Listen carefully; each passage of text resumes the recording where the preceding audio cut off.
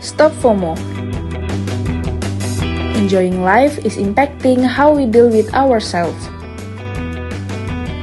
FOMO adalah salah satu fenomena komunikasi intrapersonal di mana seseorang merasakan kekhawatiran, kecemasan, hingga ketakutan ketertinggalan informasi yang beredar di media sosial.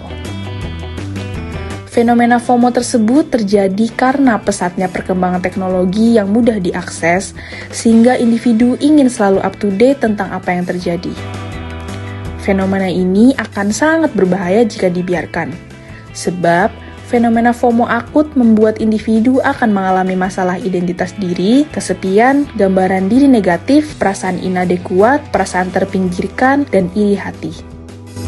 Tidak dapat dipungkiri bahwa FOMO dapat membuat seseorang bisa berperilaku di luar batas kewajaran di media sosial. Seseorang yang memiliki FOMO akan terus-menerus ingin menggunakan media sosial meskipun hal tersebut tidak dapat meningkatkan rasa bahagia dan kepuasan hidupnya. FOMO melibatkan dua komponen utama yang spesifik, yaitu ketakutan bahwa orang lain memiliki pengalaman berharga saat individu tidak hadir, dan keinginan untuk terus-menerus tetap bergabung dengan orang-orang di jaringan sosial individu. Faktor yang dapat mempengaruhi FOMO menurut Przybylski dan kawan-kawan 2013 adalah tidak terpenuhinya kebutuhan psikologis akan relatedness. Relatedness adalah perasaan ataupun keinginan akan kebersamaan dan keterhubungan dengan orang lain atau ingin merasa tergabung.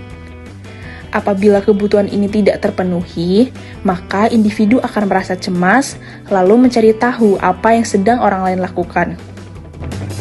Yang kedua, tidak terpenuhinya kebutuhan psikologis akan self. Self dikaitkan dengan aspek kompetensi dan otonomi. Apabila kebutuhan akan self yang meliputi kompetensi dan otonomi ini tidak terpenuhi, maka individu akan mencari informasi mengenai banyak hal di media sosial dan berhubungan dengan orang lain. Hal ini akan berdampak pada perilaku individu yang terus mencari informasi tentang apa yang dilakukan orang lain secara terus-menerus.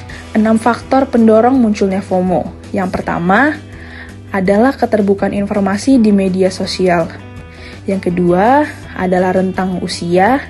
Yang ketiga adalah social one-upmanship yang merupakan perilaku di mana individu berusaha untuk melakukan sesuatu seperti perbuatan, perkataan, ataupun mencari pembuktian bahwa dirinya ini lebih baik dibandingkan orang lain.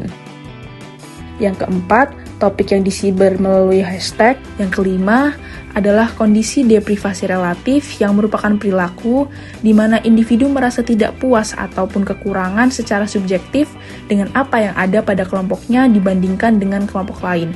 Dan yang keenam adalah banyaknya stimulus untuk mengetahui informasi.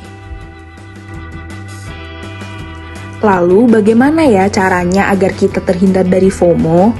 Regulasi diri menjadi salah satu jawabannya. Zimmerman 1997 menjelaskan bahwa regulasi diri merupakan proses seorang individu dalam mengaktifkan dan memelihara pikiran, perasaan, serta tindakannya untuk mencapai tujuan personal baik tujuan yang bersifat akademik, emosional, sosial, ataupun spiritual. Selanjutnya, terdapat 3 aspek pada regulasi diri. Yang pertama ada metakognisi yang merupakan kemampuan individu untuk merencanakan, mengorganisasikan, menginstruksikan diri, memonitor, dan melakukan evaluasi dalam aktivitas. Dilanjutkan dengan motivasi yang merupakan pendorong yang ada pada diri individu yang mencakup persepsi terhadap efikasi diri, kompetensi otonomi yang dimiliki dalam aktivitas belajar. Dan yang ketiga adalah perilaku yang merupakan upaya individu untuk mengatur diri, menyeleksi dan memanfaatkan lingkungan maupun menciptakan lingkungan yang mendukung aktivitas dari individu tersebut. Selanjutnya, terdapat pula 3 faktor yang mempengaruhi regulasi diri. Yang pertama, ada individu yang terdiri dari pengetahuan individu, tingkat kemampuan kognisi yang dimiliki oleh individu, dan juga tujuan yang ingin dicapai oleh individu. Yang kedua, terdapat perilaku, dan yang ketiga, terdapat lingkungan. Jadi, sudah siap untuk menikmati hidup?